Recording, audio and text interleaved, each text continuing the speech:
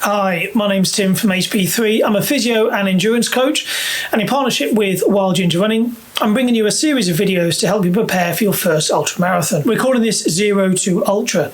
And if you're liking these videos, please subscribe to both Wild Ginger Running and my own channel, and follow us on the usual social media platforms at Wild Ginger Running and at Tim_Pigott, or check out our respective websites for more educational material. So one of the biggest determinants as to how successful you will be is how consistent you can be in your training.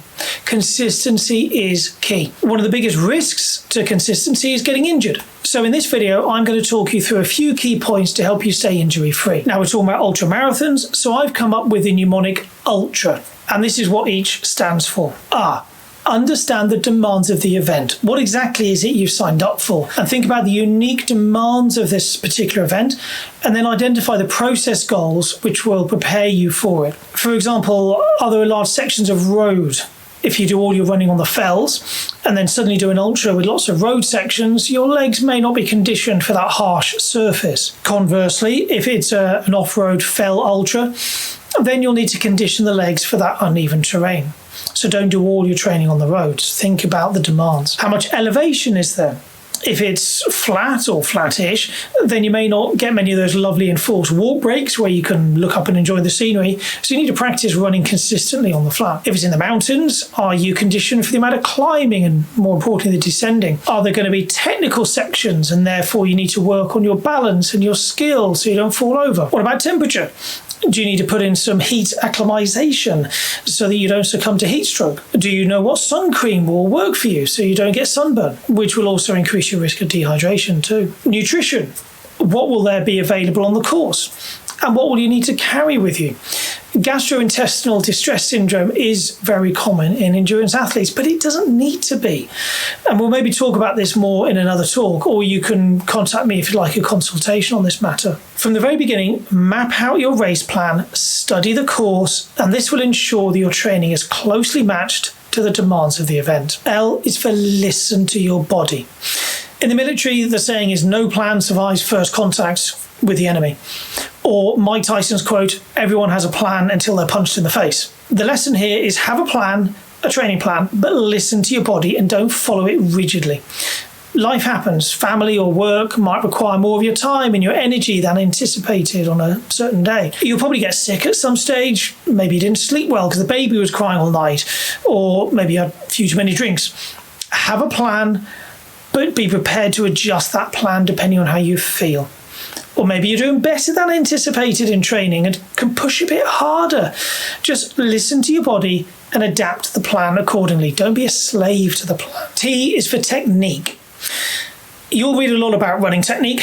Most of it is merely based on opinion. Much of it has been disproven, but still persists, such as overpronation being a thing, and buying certain pairs of shoes will correct your overpronation. No. Shoes can never be a motion controller, despite what the marketing folk try and sell you. What matters is whether you find the shoes comfortable. That's it. You like them? Great. Okay, so I'm going off on a bit of a tangent. Technique. So there are a few research-proven risk factors for getting injured. There's some really good work being done by some of the team at Salford University, where I work. For example, have a read of some of the papers by Chris Brammer. So firstly, how stable is your pelvis?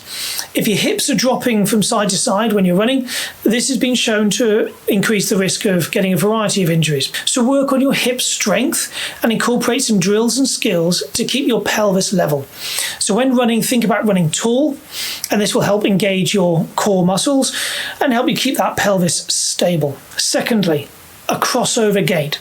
So imagine you're running along a white line or running along a tightrope. If your feet are always coming onto or crossing over that line, maybe think about a catwalk model on the runway, then this again has been shown to increase your risk of injury. If you do this, you probably notice that sometimes you brush your knees together when you're running. So when running, try and keep your feet just slightly apart and don't let those knees touch. If you can run on a track, then maybe run along that white line and keep your feet either side of that line. Thirdly, don't land with your feet too far in front of your body. Aim to be landing just under your centre of gravity. You'll undoubtedly hear and read about forefoot versus midfoot versus heel striking. And the research has shown it doesn't matter. Even elite runners will heel strike. and they often change depending on the speed and the distance they're running.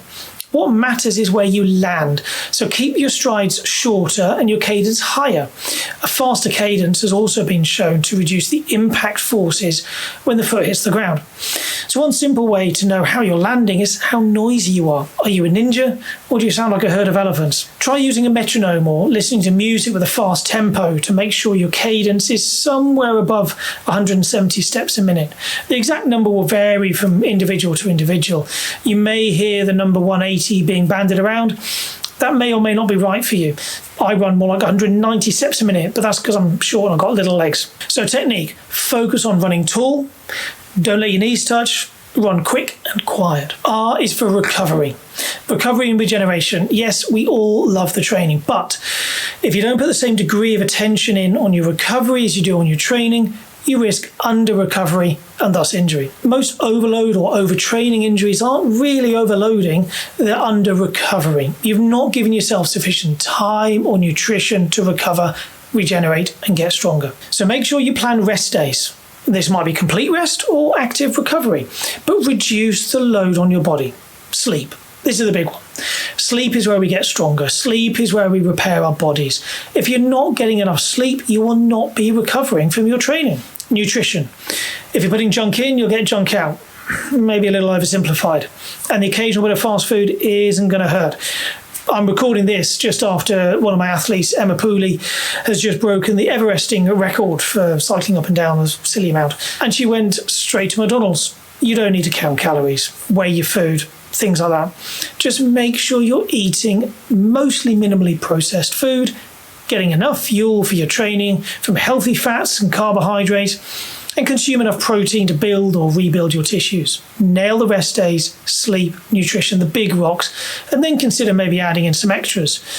If you need to, stretch or foam roller, get a massage. These are topics perhaps to expand on further, as no doubt you'll have heard conflicting advice on those ones.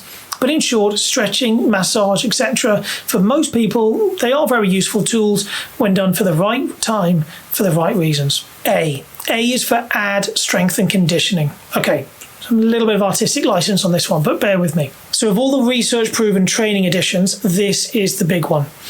Including strength training will reduce your risk of getting injured.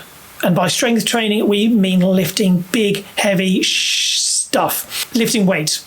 When programmed correctly, they won't make you have big muscles, put on weight, but they will make you stronger, more powerful, more resilient. And again, we can explore this one in more detail in another talk. But research has repeatedly shown that we can make your feet, your calves, your legs, in general, your core, whatever we mean by the term core, stronger. We will make you more efficient, faster, you can run for less effort, and you get less injuries. So identify where your weak areas are and maybe try and include 2 or 3 sessions a week working on some conditioning exercises. These might be calf raises, doing some squats, some lunges, balance exercises, planks. We can get more technical and work on higher level exercises in the gym, but if you're just starting out, then keep it simple. Add in some calf raises, some squats, some lunges. Add some weight in the form of dumbbells, barbells, kettlebells, a rucksack full of books or bottles of water, small children, large children on your shoulders, preferably your own children. Please get consent first. Whatever you need. And if you're new to strength training, then the research has shown you can keep it really simple. And just do that one exercise, one set to failure. And you'll make some good gains with that. So maybe lunge with that small child on your back until your legs are burning. Rest a few minutes, and then do your calf raises. Rest again, and then do some squats. Simple, but effective. Okay, so that's reviewed our mnemonic for reducing your risk of injuries in ultramarathon training. Ultra. Hopefully you found this useful. Please subscribe to both this channel and my own, Tim Pigott, and follow us on the usual social media channels at Wild Ginger Running and at Tim_Pigott. Thanks for watching.